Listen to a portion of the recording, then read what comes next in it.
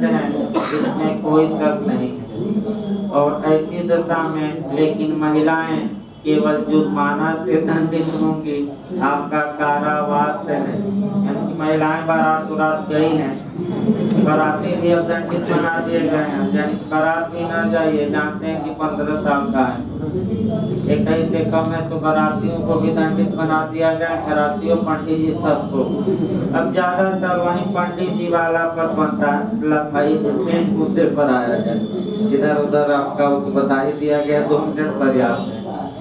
अगर कोई मने कह सकते हैं कि कोई पंडित जी है और वह अवैध विवाह को संपन्न करा रहे हैं, तो क्या वो पंडित जी आपका शास्त्र सहायता कार्य द्वारा कर रहे हैं, तो क्या एबेटमेंट के लिए दोषी होंगे कि नहीं? तो इसका आपका 2 एंगल से दिमाग में रखिए।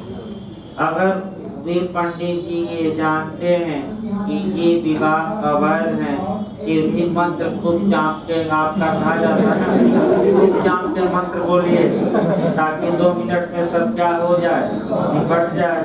नींद आ रही है तो ये हो रहा है, तो नींद आ रही है, 2 मिनट में मंत्र खूब दीजिए ताकि स्वर्ग की सीढ़ी क्या हो जाए, मिल जाए।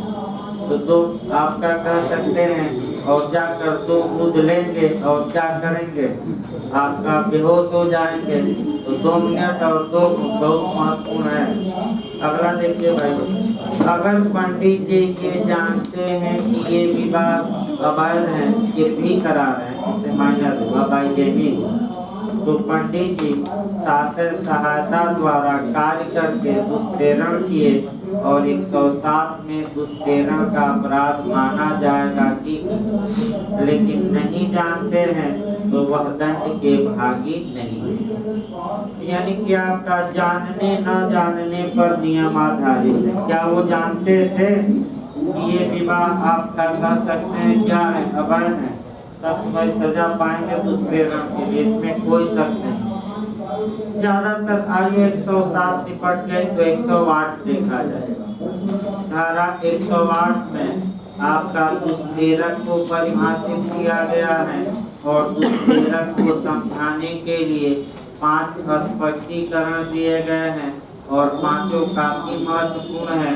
और इसमें से आपका बता दिया जाए, इसी में से समस्यात्मक प्रश्न बनाता है और इसमें से ये बनाता है कि कौन सा स्पष्टीकरण ये बताता है कि आपका दुष्प्रेरण एक अपरिपक्व या अपूर्ण अपराध है, और दूसरा आपका इस स्पष्टीकरण में है कि दुष्प्रेरण का दुष्प्रेरण भी अपराध। 2 क्वेश्चन निश्चित बनते हैं और एक ये बनता है कि दुष्प्रेरक का दायित्व अपराधकर्ता के दायित्व पर निर्भर नहीं करता। अगर दुष्प्रेरक आपका माने सही है और अपराधकर्ता क्या है, अभ्यस्त है, पागल है या मत है, तो दुष्प्रेरक के दायित्व पर क्या प्रभाव पड़ेगा। तो एक उदाहरण पर बनाया जाए तब आपका 108 शुरू किया जाए पैरेट से। यही आपका महत्वपूर्ण है। इसके बाद छोटी छोटी धाराएं आएंगी, ये काफी महत्वपूर्ण है, यहीं से क्वेश्चन गलत होता है और यहीं से आपको 5 स्पष्टीकरण में से 3 तो याद ही रखना पड़ेगा। देखिए 2-3 पहले उदाहरण देखिए। ए बी को उकसाता है कि हे बी तुम सी की हत्या कर दो, और बी 6 माह का माने 6 साल का बालक। तो बताइए बी तो बच जाएगा कि धारा में 82 में, तो क्या ए बचाव का हकदार होगा कि नहीं? नहीं। तो ए हत्या के दुष्प्रेरण के लिए दंड का क्या होगा? दूसरा उदाहरण ये बनता है कि ए बी को उकसाता है कि हे बी तुम सी की हत्या कर दो, और बी हत्या करने से इनकार कर देता है। तो बताइए कार्य कुछ हुआ कि नहीं हुआ? नहीं हुआ। तो पहले लिखवा गया है कि दुष्प्रेरण एक अपरिपक्व अपराध है, कार्य का होना आवश्यक। यानी कि यही आपका पूछा जाएगा कि किस स्पष्टीकरण में ये सिद्धांत समाहित है कि दुष्प्रेरण भी एक अपूर्ण, अपरिपक्व या प्रारंभिक अपराध हैं, इंसिडेंट ऑफेंस हैं और कार्य का होना आवश्यक नहीं है। अगर भी किसी की हत्या करने से इनकार भी कर देता है तो ये सजा का क्या होगा? मतलब बात है कि सजा कम मिलेगी। तीसरा देखिए, ए बी को उकसाता है कि तुम सी के घर में क्या कराओ? चोरी कराओ। बी जाता है, सी के घर में चोरी करता है और उसी समय आग भी लगा देता है। यानी कि एक कार्य का दुष्प्रेरण किया गया चोरी का, और जब भी गया तो चोरी तो किया या नहीं किया, बल्कि उसके उसी के घर में क्या लगा कर आ गया? आग। तो क्या एक का दायित्व बढ़ेगा कि नहीं? इसके लिए तमाम 2-3 धाराओं में कंसेप्ट क्लियर कराना पड़ेगा। यहाँ भी एक उदाहरण इस पर बनता है। आग लगा दिया या माचिस लेकर गया था क्या, तो उसको बताया जाएगा। और चौथा जो इसमें समस्यात्मक बनता है कि दुष्प्रेरण का दुष्प्रेरण कहाँ सीधे निगमित है। यानी कि ए बी को उकसाता है कि हे बी तुम सी को उकसाओ कि सी क्या कर दे? डी की हत्या। तो यहाँ 2 दुष्प्रेरक हो गए। कौन कौन? एक ए जो किसको उकसाया? बी को, और एक बी जो किसको उकसाया? सी को। तो ये दोनों क्या दुष्प्रेरण के रूप में माने दुष्प्रेरक माने जाएंगे कि नहीं? माने जाएंगे। और दुष्प्रेरण के अपराध के लिए क्या होंगे? ये यूपीजी और एपीओ में पता ना क्यों बहुत ज्यादा क्वेश्चन आया है कि दुष्प्रेरण का दुष्प्रेरण भी अपराध है, अतः मैंने दुष्प्रेरण का दुष्प्रेरण दंडनीय होगा। ये कहाँ सीधे बताया गया है? 108 के किस एक्सप्रेशन में? 4। अब आइए देखिए बैरक की भाषा भाई एक एक करके नियम कायदे बैरक पर भी लिख सकते हैं आप। जो पढ़ाया जा रहा है फिर बता दिया जाए, आप जो सिद्धांत बताया जाए। सबसे अच्छा तरीका इधर ये है कि आप बेयर एक्ट की भाषा को कवर करिए और कुछ बातें आप बेयर एक्ट पर लिख लीजिए, क्योंकि उदाहरण दिए गए हैं वही अंडरलाइन करना है, सिद्धांत उसी पर लिख लीजिए। देखिए आपका 108 दुष्प्रेरक को परिभाषित करती है। देखिए क्या कहता है? वह व्यक्ति अपराध का दुष्प्रेरण करता है जो अपराध के किए जाने का दुष्प्रेरण करता है या ऐसे कार्य के किए जाने का दुष्प्रेरण करता है जो अपराध होता, यदि वह कार्य अपराध करने के लिए विधि अनुसार समर्थ व्यक्ति द्वारा उसी या आशय या ज्ञान से जो दुष्प्रेरक का है किया जाता है। यानी कि जो व्यक्ति अपराध का दुष्प्रेरण करता है उसे दुष्प्रेरक माना जाएगा। तो दुष्प्रेरक पहला उदाहरण दे दिया गया, ए ने बी को उकसाया कि हे बी तुम सी की हत्या कर दो, तो ए को दुष्प्रेरक माना जाए। दूसरा ये कहा जा रहा है कि जिस व्यक्ति को उकसाया गया है 107 वाला मैंने 3 तरीके से, भले ये विधि के अनुसार अगर ये समर्थ होता माने 6 वर्षीय बालक था, अगर ये मान लीजिए कि 18 वर्ष का रहता तो क्या होता? तो इसका भी कार्य क्या माना जाता? अपराध। इसका मतलब कुल मिलाकर ये हुआ कि जिस व्यक्ति को उकसाया गया है भले ही वह व्यक्ति अपराध करने में क्या हो? अक्षम हो, फिर भी एक दुष्प्रेरक माना जाएगा। ये नहीं कह सकता कि मैंने पागल को उकसा दिया, मैंने 2 मूंद वाले को उकसा दिया या मैंने बालक को उकसा दिया, ये नहीं कह सकता। इस बात को समझाने के लिए 5 स्पष्टीकरण दिए गए हैं और इसी से क्वेश्चन बनता है। 5 रट कर जाइएगा। देखिए क्या करते हैं। किसी कार्य के अवैध लोप का दुष्प्रेरण अपराध की कोटि में आ सकेगा, चाहे दुष्प्रेरक उस कार्य को करने के लिए स्वयं आबद्ध न हो। तो सबसे अच्छा उदाहरण यहाँ जेलर का आपको हम बताए थे कि किसी कार्य को कर माने आपका किसी कार्य के अवैध लोप का दुष्प्रेरण कर दीजिए तो सबसे अच्छा उदाहरण इस पर कौन से मैं कर रहा हूँ, जेलर। देखिए बी जेलर है और ए इस जेलर को उकसाता है और उकसा कर ये कहता है कि हे जेलर साहब, ये जो आपके मने कह सकते हैं कि कैदी सी नंबर कैदी है जिसका नाम सी है, इसे आप कभी भी भोजन न दीजिए।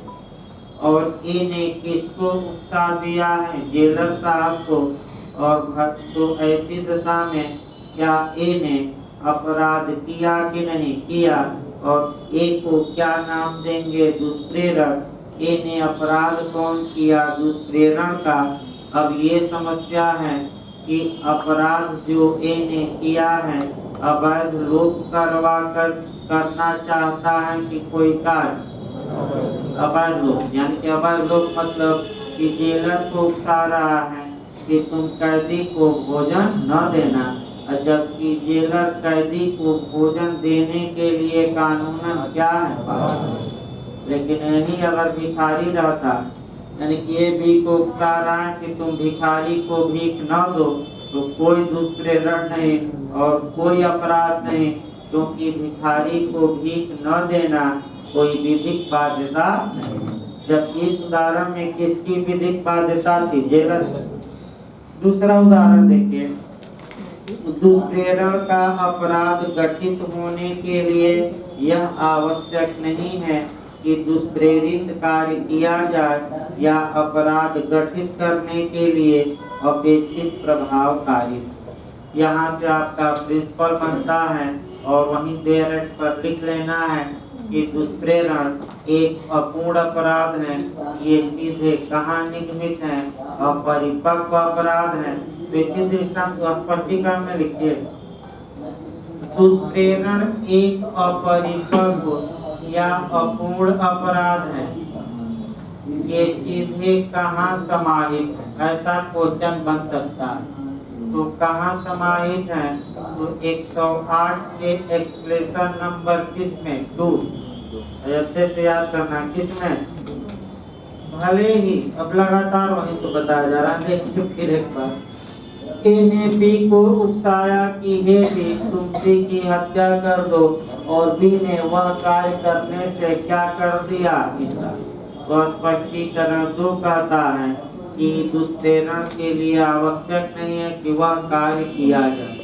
किसी अगर इनकार कर दिया फिर भी एक हत्या के दुष्प्रेरण के लिए क्या होगा, दोष या अपेक्षित प्रभाव उत्पन्न हो, ये भी आवश्यक नहीं है। तो अपेक्षित प्रभाव देखिए, ए ने बी को कहा था कि हे बी तुम सी की हत्या कर देना। बी जाता है और सी की क्या कर देता है, केवल घोर उपहत। तो क्या ए ने जो आशा की थी वह प्रभाव निकला, नहीं। तो कौन सा प्रभाव निकला, ग्रेवियस हर्ट का। यहाँ भी क्वेश्चन बनता है। एक आदायित्व बताइए, ये हत्या के दुष्प्रेरण के लिए दोषी होगा। बी का दायित्व बताइए, तो बी हत्या के लिए नहीं बल्कि क्या किया, ये दूसरा आपका देखिए उदाहरण दिया गया है। उदाहरण देखिए भाई, इसमें इलस्ट्रेशन पढ़ कर जाइएगा।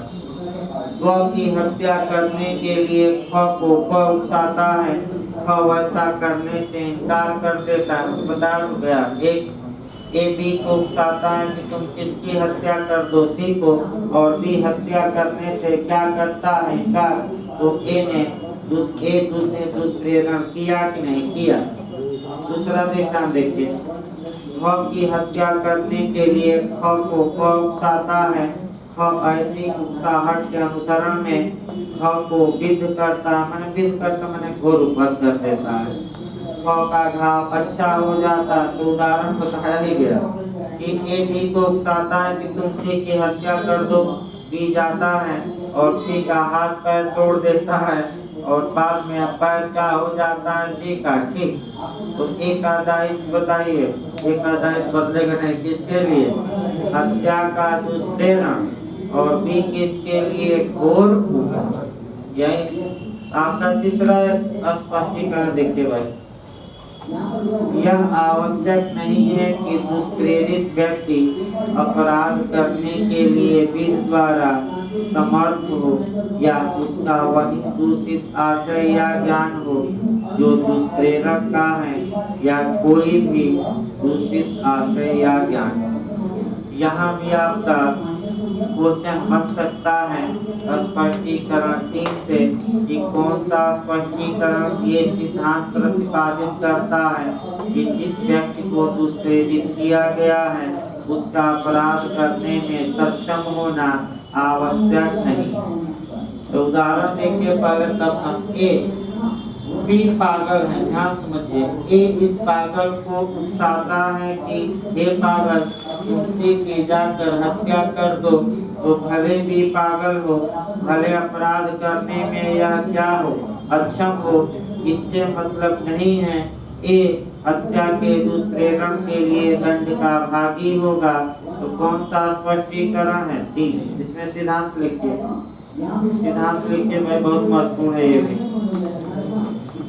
जिस व्यक्ति को दुष्प्रेरित किया गया, सिद्धांत लिख लीजिए, जिस व्यक्ति को दुष्प्रेरित किया गया है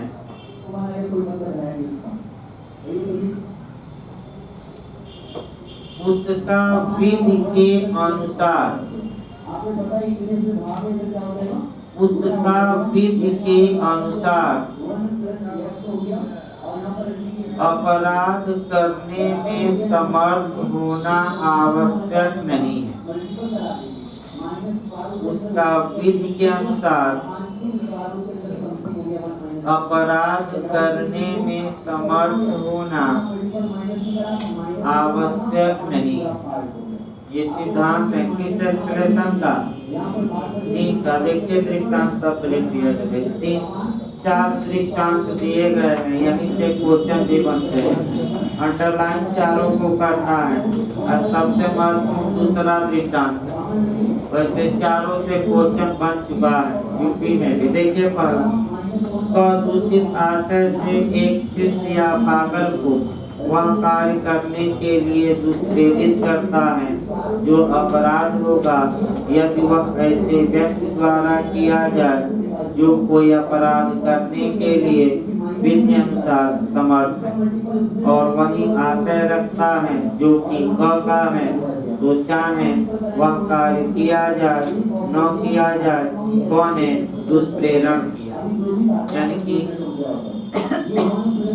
लगातार बताया जा रहा है, एक व्यक्ति है और भी आपका 6 वर्षीय बालक है, या भी क्या है, पागल है, और भी को उकसाता है कि तुलसी के घर में चोरी कर लो, तो भले भी अपराध करने में क्या हो, अक्षम, लेकिन एक के दायित्व पर कोई असर नहीं पड़ेगा।